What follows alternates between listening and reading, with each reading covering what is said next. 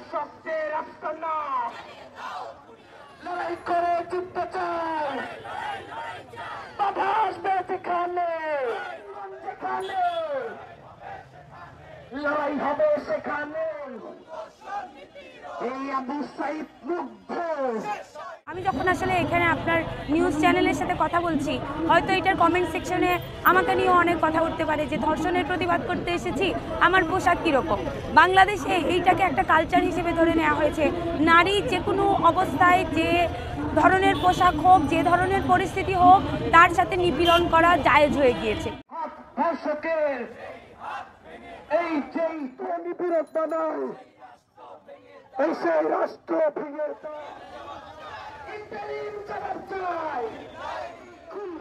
নিপীড়ন এই রুখে দাঁড়াও সেখানে।